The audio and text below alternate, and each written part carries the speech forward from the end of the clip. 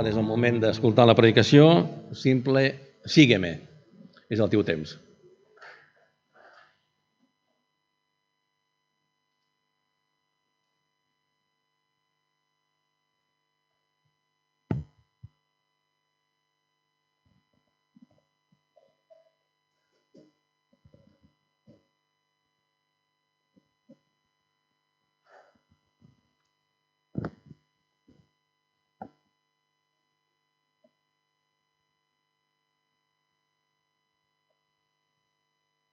Bien, buenos días. Cuando lees los evangelios te das cuenta que las historias que allí están contadas y cómo están contadas nos presentan a un Jesús que ama a la gente que es muy diferente a él. La gente que es muy, muy diferente a él, Jesús ama a estas personas, Jesús busca a estas personas, Jesús intenta estar cerca de la gente que es muy, muy diferente a él. Y sí que es el moment de la... En esa misma línea, la gente que es muy diferente a Jesús le encanta estar con Jesús. O sea, se siente cómoda con Jesús. La gente que es muy, muy diferente a Jesús se siente cómoda con Jesús. Y es interesante porque muchas veces esto es lo contrario a lo que ocurre, ¿no? Normalmente tú, ¿a quién buscas? A la gente que se parece a ti, a la gente que es similar a ti. Te sientes cómoda con la gente que piensa como tú, habla como tú, se viste como tú. Que tiene más o menos el mismo aspecto que tú, entonces la gente suele hacer grupos, ¿no? Pero en la historia de Jesús vemos que es completamente distinto. Jesús ama a la gente que es muy diferente a él. ¿Y qué ocurre con la iglesia? Con la iglesia ocurre que muchas veces la iglesia ha hecho todo lo contrario, que la iglesia ha explicado que si quieres que Dios te ame, que si quieres acercarte a Dios, que si quieres que de alguna manera Dios esté contento contigo, tienes que ser parecido a la gente que está en la iglesia. Tienes que parecerte, tienes que actuar como esa gente. Y justamente lo que Jesús vino a hacer es todo lo contrario. Jesús vino a explicarnos a Dios y vino a explicarnos el mensaje de Dios y vino a decir que Dios ama a la gente que es diferente de Él, a la gente que es diferente, que piensa diferente, incluso que actúa diferente. Y para explicar eso y para dejarnos eso un poquito claro, Jesús, como era un buen maestro, un gran maestro, en lugar de explicar este mensaje con aspectos abstractos o filosóficos, nos presenta metáforas, imágenes de la vida normal para que nosotros entendamos de qué va este mensaje. Y algunas de esas imágenes fueron, por ejemplo, la imagen de un padre y de un hijo. Y alguna vez lo hemos explicado esto, que la gran imagen que Jesús tiene para explicarnos quién es Dios es la imagen de un padre. Pero no es la imagen de cualquier padre, sino de un padre amoroso. Los padres en la época de Jesús eran un poquito lejanos, ¿no? Y manifestar amor o cariño a un hijo no se veía muy bien. Pero el padre del que habla Jesús es un padre muy cariñoso, un padre amante, un padre que no le importa la convención social, sino que se acerca a su hijo, le abraza y le besa. A todos nos gustaría tener ese tipo de padre. Otra imagen de la que habla Jesús y con la que Jesús intenta explicar el mensaje del Evangelio y de qué va la relación de Dios con los seres humanos es la imagen de una vid, de una planta de uvas y del fruto. Y es maravilloso porque de alguna manera lo que Jesús dice con esta imagen es que si realmente queremos dar fruto, si realmente queremos estar frondosos, si realmente nuestra vida debe tener sentido o para que tenga sentido nuestra vida, debemos estar cerca de Dios, debemos estar conectados de Dios, debemos estar pegados de Dios. Y esto contrasta con el individualismo que muchas veces tenemos y la autosuficiencia nuestra. Y muchas veces pensamos que lo podemos todo, que lo sabemos todo. No me expliques nada porque esto yo ya lo sé, no hace falta que me lo expliques, yo ya lo sé hacerlo y luego pues nos damos el batacazo que siempre nos damos, ¿no? Y otra imagen que Jesús utiliza es la imagen de un pastor y de una oveja. Y nos explica que somos como ovejas y las ovejas se pierden muy fácilmente. Y el Dios del que habla Jesús es un pastor que está dispuesto a dejar 99 ovejas en un lugar en busca de una sola. Y si fuésemos tú y yo, estoy convencidísimo que si fuésemos tú y yo, haríamos las cuentas y diríamos, oye, para una oveja que se me ha perdido tengo 99, no pasa nada. O sea, una oveja que se me pierde, ya está. Y habríamos dejado perder esa oveja. Pero el pastor del que nos habla Jesús es un pastor que está dispuesto a ir a buscar una sola oveja. Y esta sola oveja, perdida y descarriada, somos tú y yo, allí donde estemos, en la situación en la que estemos, en el momento de nuestra vida en el que estemos. Dios está dispuesto a salir a nuestro encuentro, a ir a buscarnos. Y otra imagen, la última imagen que también encontramos en los evangelios, a través de las cuales Jesús intenta explicarnos lo que Dios quiere de nosotros, o de qué va el mensaje del evangelio y el mensaje del reino de Dios, es la imagen del seguimiento, de seguir a Jesús. Y es una imagen muy sencilla que hoy en día la gente no la entiende mucho, pero para eso estamos aquí, para intentar explicar esta imagen. Y por eso, en las próximas semanas vamos a hablar acerca de esto, del seguimiento de Jesús y de lo simple que es el mensaje de Jesús, porque durante mucho tiempo nos han explicado que seguir a Jesús, que amar a Dios, que ser parte de una iglesia, que formar parte de los planes de Dios era algo muy complejo y necesitas saber mucho de la Biblia y necesitas actuar de una determinada manera, incluso necesitas vestirte de una determinada manera para estar cerca de Dios o para que Dios esté contento contigo, pero lo que Jesús nos dice acerca de esto es todo lo contrario, nos habla de la simplicidad, de que es simple estar cerca de Dios y que para estar cerca de Dios lo único que necesitas es escuchar la invitación de Jesús que te dice, sígueme, y ante esa invitación levantarte y seguirle. Y para que entendamos esto, tenemos la historia de Mateo, de cómo Mateo empezó a seguir a Jesús en el capítulo 9, que ya lo hemos leído.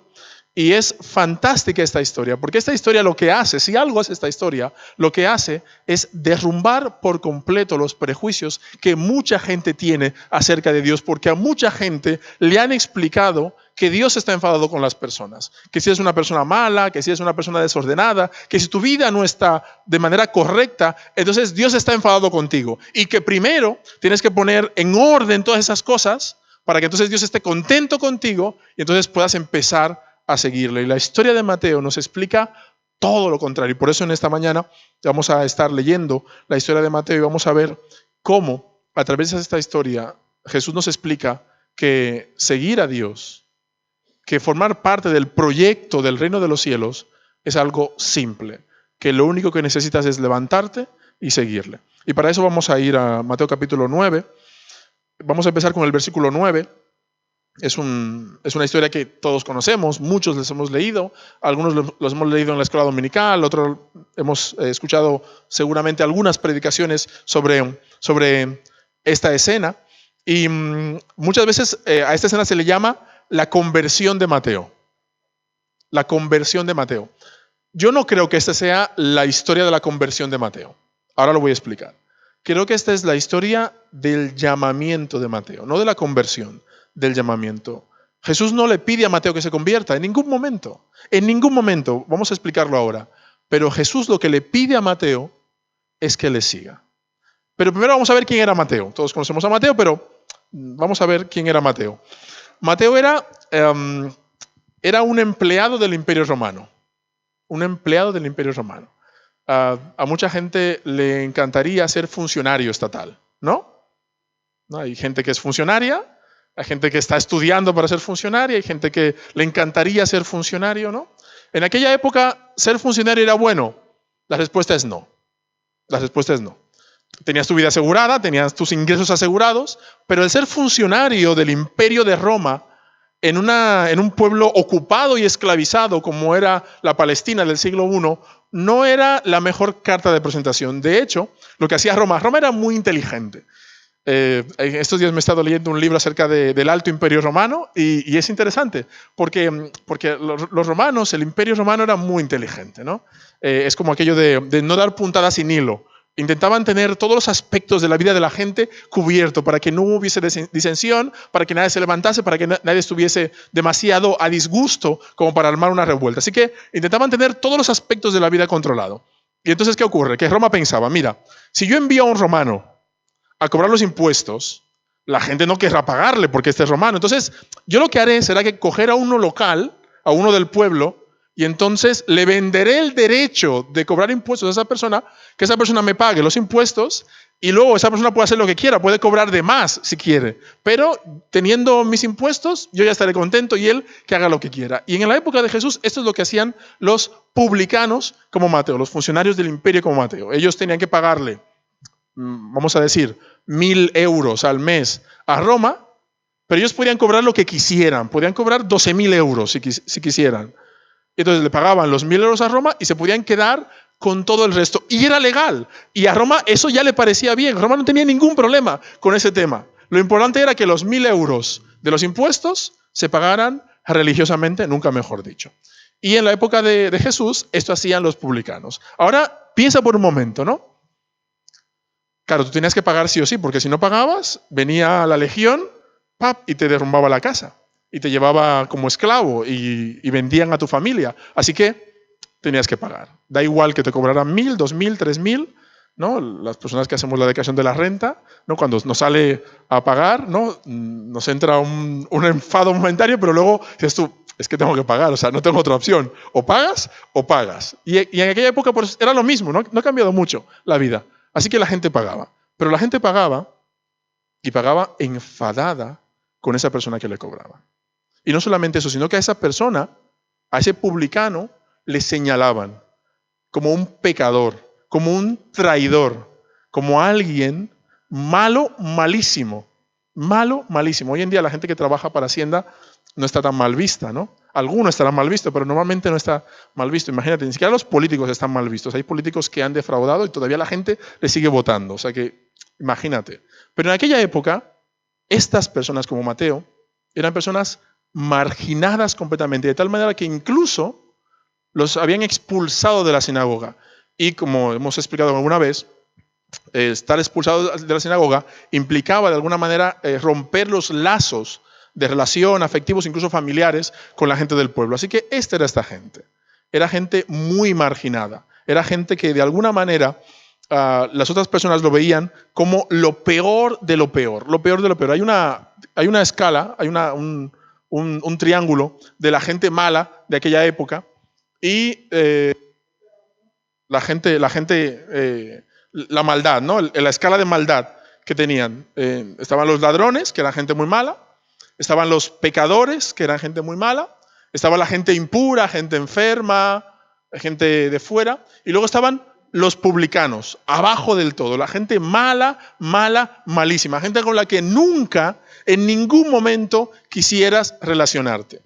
Y a esta gente, a una persona como estos, que estaban debajo del todo, que eran los más malos de la película, a esta gente se acerca Jesús. Y Jesús se acerca a un publicano y le dice, oye, sígueme.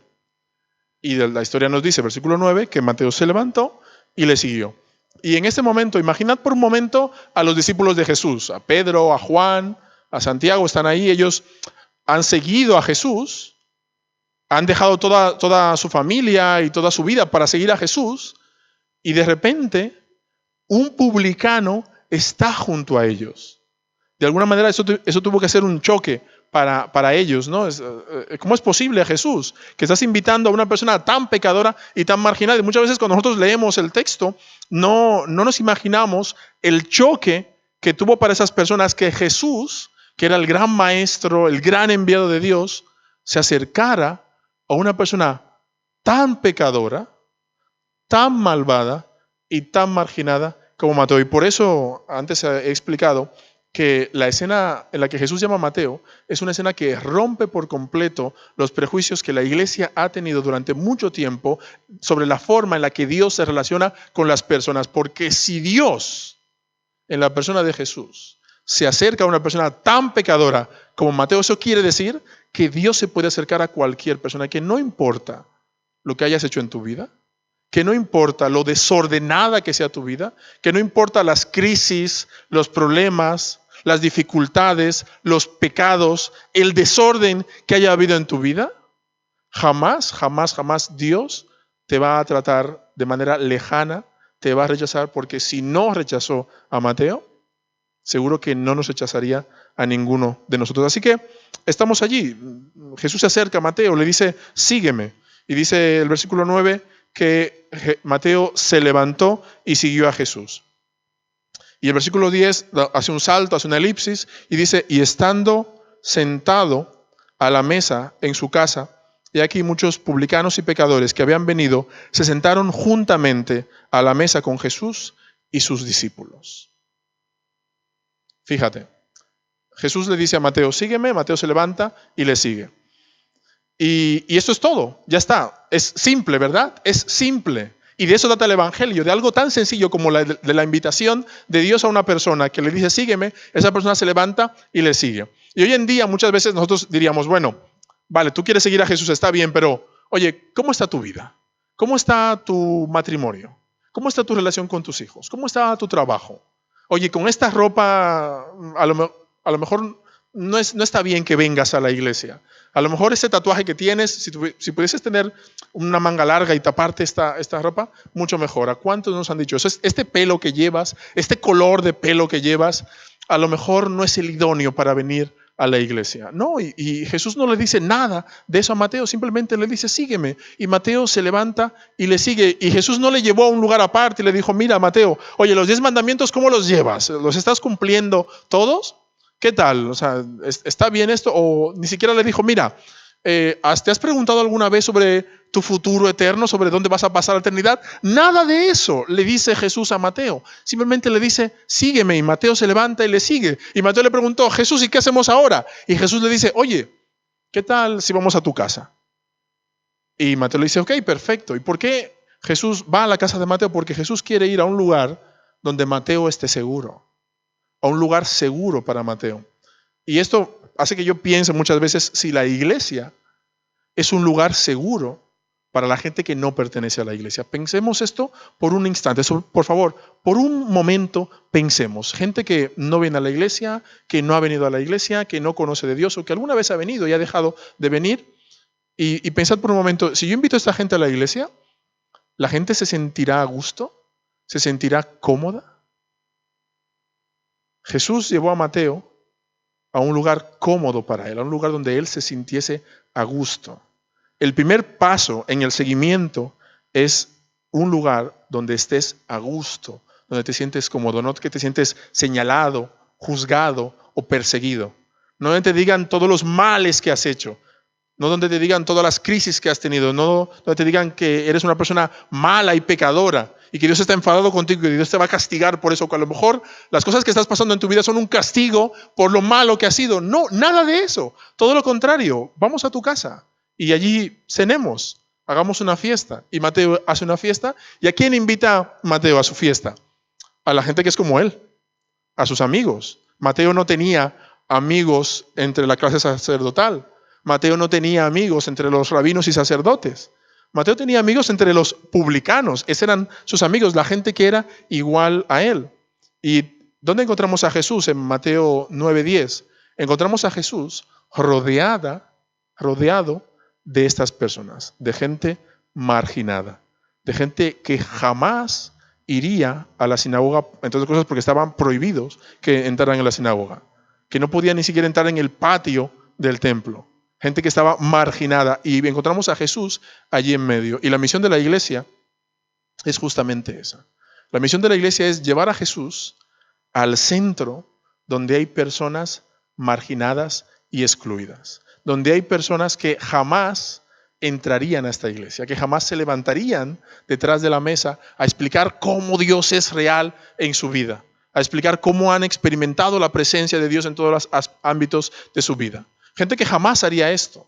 Entonces, cosas porque se sienten marginadas, se sienten excluidas. Y la misión de la iglesia, si alguna misión tiene la iglesia, es justamente llevar a Jesús allí al centro. Como dice el versículo 10, que Jesús está allí en el centro, sentado, rodeado de todas estas personas. Pero esto es la parte bonita, ¿no? de la historia. Sin embargo, aunque es la parte bonita, siempre ocurre algo que trastoca la historia. En este caso, el versículo 11, que lo tenemos aquí en la pantalla, el versículo 11.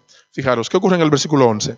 Que inmediatamente hay personas que se piensan con el derecho de juzgar y señalar a los demás. Cuando los fariseos vieron esto, preguntaron a los discípulos de Jesús, ¿por qué come vuestro maestro con recaudadores de impuestos y con personas pecadoras. Esto es una cosa que siempre ha ocurrido en toda la historia de la iglesia. Gente que está buscando de Dios, gente que quiere acercarse a Dios, que no tiene una vida ordenada, que no tiene una vida sencilla, que no lo ha pasado bien en la vida, que intenta acercarse a Dios y siempre hay alguien dispuesto a señalarte y a decirte los pecados que has hecho y a explicarte que eres una mala persona y que como eres una mala persona posiblemente Dios no está contenta contigo. Y eso es algo interesante porque justamente ante esa circunstancia, ante esa situación, la historia de Mateo nos explica que Jesús, en lugar de ponerse del lado de las personas que se consideraban santas, se pone del lado de las personas que eran tachadas de pecadores. Y por eso digo que la historia de Mateo es una historia que dinamita por completo los prejuicios que muchas veces los creyentes, incluso los creyentes, tenemos respecto a cómo obra Dios en la vida de las personas.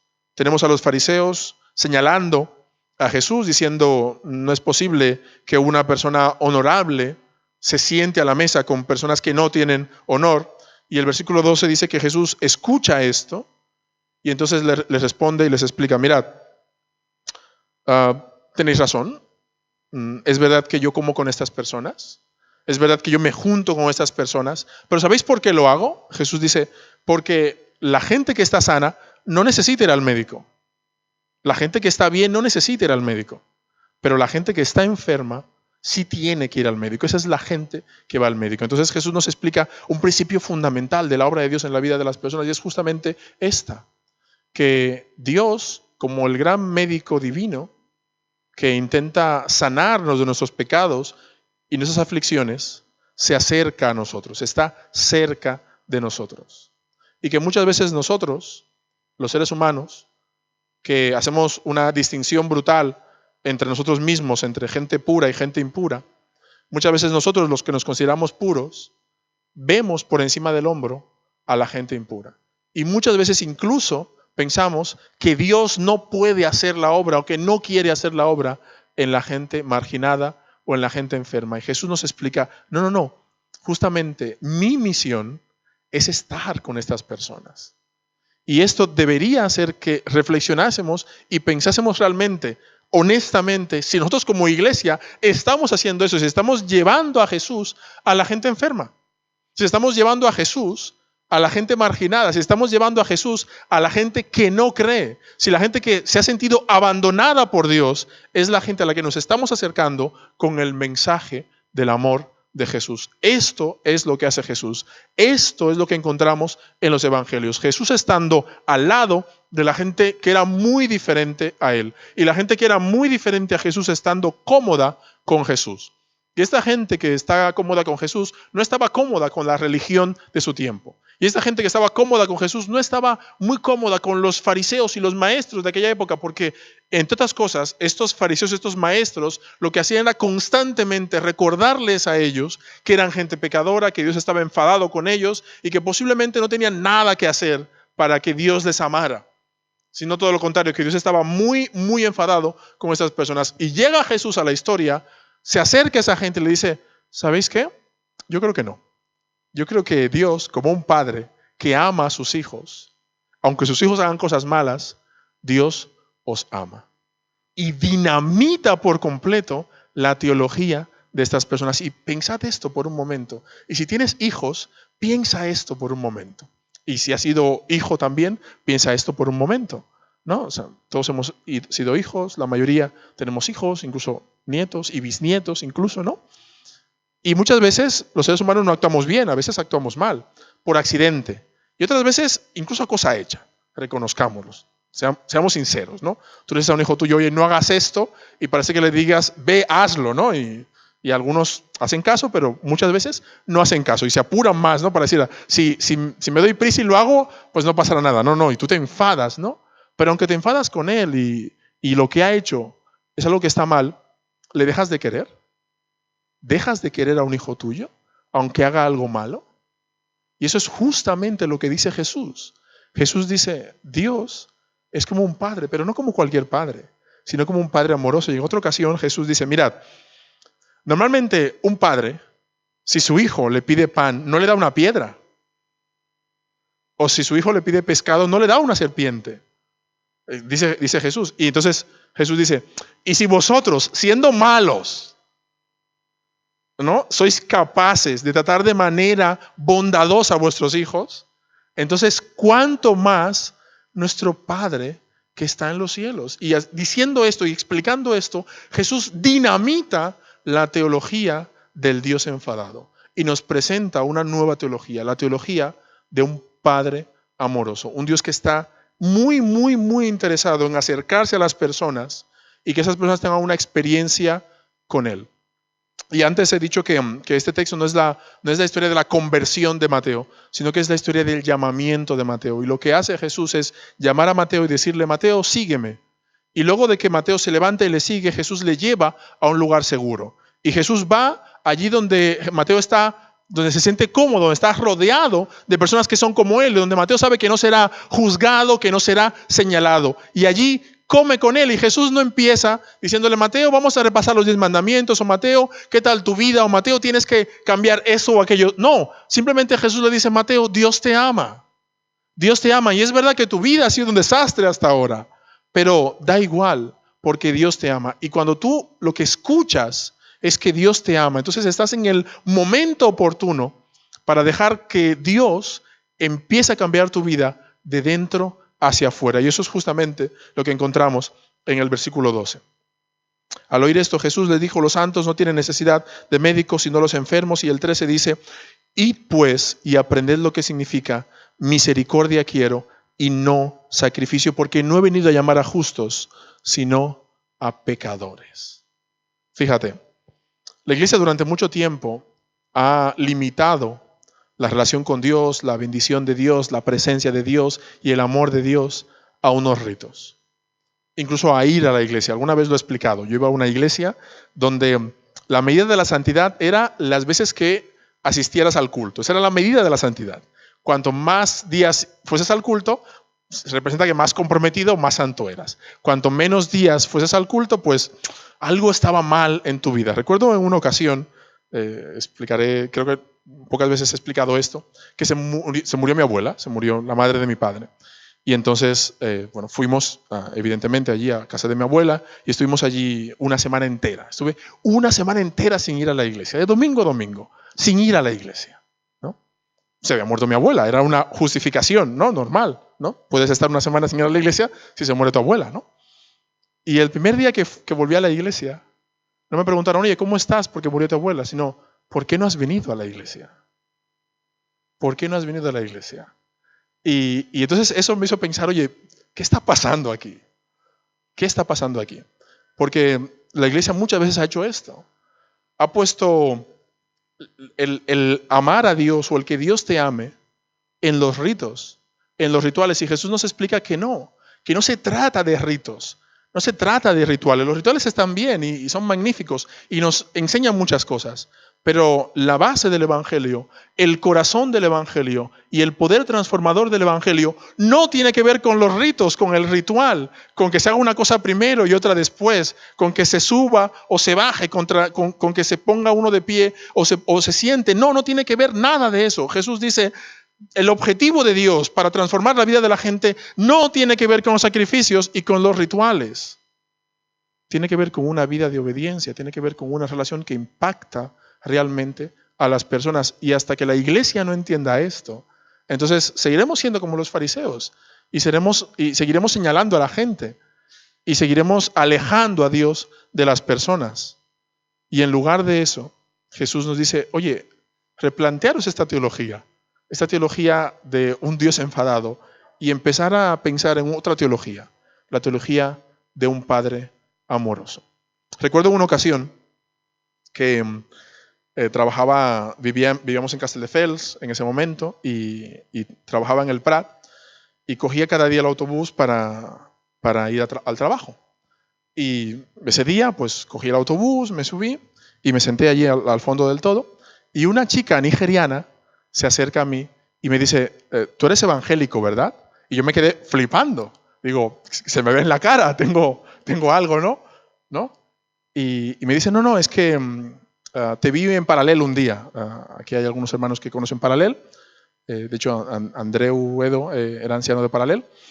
Y recuerdo que estuve yendo allí unos meses y esta chica me vio allí en Paralel y se ve que vivía allí en Castelldefels. Y me dijo, sí, te vi allí en Paralel una vez. Y me dijo, yo no voy mucho a la iglesia, me dice. Tenía ganas de abrirse con alguien. Y me dice, yo no voy mucho a la iglesia. Y le pregunté, ¿por qué no vas a la iglesia? Y me dice, porque soy demasiado mala para ir a la iglesia. No me siento cómoda, no me siento capaz de entrar a la iglesia y de estar allí delante de Dios. Tengo una vida desordenada, soy muy pecadora. Y esas palabras de esta chica, una chica joven, que era sensible al mensaje del Evangelio, me rompieron el corazón, porque me hicieron pensar, ¿qué evangelio estamos predicando? Estamos predicando el Evangelio que si eres malo, que si tienes una vida desordenada, que por si en algún aspecto de tu vida estás haciendo las cosas mal, entonces Dios está enfadado contigo y eres incapaz de entrar y de venir a la iglesia. No sé si habéis visto alguna vez un meme. ¿Sabéis lo que es un meme? Un meme es una imagen en redes sociales a través de las cuales intentan hacer un chiste en una sola imagen. Ese es un meme, ¿no? Y hay un meme de una persona dentro de una iglesia, una capilla clásica, anglicana o católica, que está ardiendo. Y el meme dice, yo cuando entro después de muchos años a la iglesia, ¿no? Y mucha gente tiene esta imagen, ¿no? Que es muy pecadora para entrar en la iglesia, que está llena de pecados, que Dios le rechaza, que son incapaces de estar delante de la presencia de Dios porque es gente muy pecadora. Y ese tipo de pensamientos, como de la chica esta nigeriana, como de las personas que hacen este tipo de memes, hacen que yo me pregunte esto, que yo me plantee esto. ¿Qué tipo de teología estamos predicando? ¿La teología de un Dios enfadado o la teología de Jesús? De un padre amoroso, un padre que desea estar cerca de sus hijos, que sí, que somos pecadores, que sí, que hemos hecho cosas malas, que sí, que muchas veces en nuestra vida hay áreas que tienen que trabajarse y deberíamos seriamente ponernos a trabajar en esas áreas, pero nada de esto nos aleja del amor de Dios. Y yo creo que si la iglesia tiene que predicar algo y si la iglesia tiene que comprometerse con algo, es justamente con esta teología y con esta predicación, que Dios te ama, que Dios quiere estar contigo, que si eres muy, muy diferente a mí, que soy cristiano, que llevo muchos años en la iglesia, si eres muy, muy diferente a mí, Dios quiere estar contigo, Dios quiere trabajar en tu vida. La teología del Dios enfadado, pienso, no nos ha dado muchos resultados. Porque esa teología, en lugar de acercar a la gente, ha alejado a la gente. Así que si la teología del Dios enfadado no nos ha dado muchos resultados, ¿por qué no replantearnos y escuchar a Jesús? Y he empezado la predicación hablando que cuando tú lees los evangelios te das cuenta de que Jesús amaba a la gente que era muy diferente. Y que la gente que era muy diferente amaba a Jesús. Y es algo simple y sencillo, y por eso la serie que vamos a estar hablando durante estas 3 semanas se llama Simple, porque es algo tan simple y tan sencillo como ver el ejemplo de Jesús. Jesús amaba a la gente que era diferente, y la gente que era diferente amaba a Jesús. Y la iglesia muchas veces, en lugar de resaltar eso y subrayar eso, ha subrayado todo lo contrario. Se ha quedado como los fariseos, en el rito, en el ritual, en el dogma y en la norma. Y en función del cumplimiento del dogma y el cumplimiento de la norma, entonces Dios está más contento o más enfadado contigo. Pero en lugar de eso, el ejemplo de Jesús es totalmente diferente. Jesús se acerca a Mateo. Y Mateo no era un ciudadano común y corriente. Mateo era un publicano. Y los publicanos eran las personas que estaban más alejadas y apartadas de Dios. Y a ese publicano, Mateo le dice, sígueme, sé parte de mi grupo. Y no le dice, cambia toda tu vida y luego cuando tu vida esté ordenada, sígueme. No, le dice, sígueme ahora. Y le lleva a un lugar seguro. Y allí en el lugar seguro, Jesús empieza a amar a esa persona. ¿Y qué nos enseña esto? Que si tú quieres que alguien cambie, si tú quieres transformar la vida de alguien, no estés señalándole constantemente sus pecados. Ámale tal y como es. Y el gran ejemplo, la gran experiencia que muchos de los que estamos aquí hemos tenido es que realmente cuando tú sientes el amor de Dios, empiezas a cambiar. Pero el cambio es al revés, empiezas a cambiar de dentro hacia afuera. No empiezas a cambiar tu aspecto exterior para sentirte aceptado por Dios y por los hermanos y de esa manera que vayas cambiando de fuera hacia adentro. No. Realmente la obra de Dios en la vida de las personas es al revés. Empieza amándote tal y como eres en el lugar donde estás con tus imperfecciones y allí, en el lugar donde estás con tus imperfecciones, Dios va cambiando de adentro hacia afuera y te das cuenta que puedes ser diferente, que puedes actuar diferente, que puedes vivir diferente. Pero también te das cuenta de algo muy, muy importante y me gustaría que nos quedemos con esta idea en esta mañana. Te das cuenta que Dios te ama, no porque actúas bien. Te das cuenta de que Dios te ama a pesar de que no actúas bien. Esa es la teología de Jesús. Dios no te ama porque eres buena persona. Dios te ama a pesar que no eres buena persona. Parece simple, ¿verdad? Nos cuesta mucho, ¿verdad? Pues esta idea simple es la idea con la que la iglesia tiene que estar comprometida. ¿Me acompañáis a orar, por favor? Señor, gracias por esta mañana, gracias porque nos das el enorme privilegio de estar aquí, de escuchar tu palabra, de compartir el culto con hermanas y hermanos queridos. Señor, muchas gracias. Gracias porque tu palabra nos habla, Señor, y porque en ella podemos encontrarte y podemos encontrar lo que tú quieres para nosotros, Señor. Y gracias porque en esta mañana tú nos recuerdas que nos amas a pesar de nuestras imperfecciones, a pesar de nuestras vidas, a pesar que muchas veces no somos todo lo perfectos que nos gustaría ser, Señor, pero tú nos amas, nos invitas a estar cerca de ti y allí entre tus brazos nos cuidas, Señor, y nos ayudas a ir poco a poco, día tras día, mejorando, Señor. Permite que no olvidemos esto. Permite que no olvidemos esto y permite que tampoco olvidemos que debemos tratar con cariño a la gente que tenemos al lado, no señalar ni juzgar, sino dejar que tú, Señor, ames a las personas y les cuidas igual que nos cuidas a nosotros. Te damos muchísimas gracias por esta idea tan revolucionaria. Muchísimas gracias, Señor, en tu nombre. Amén.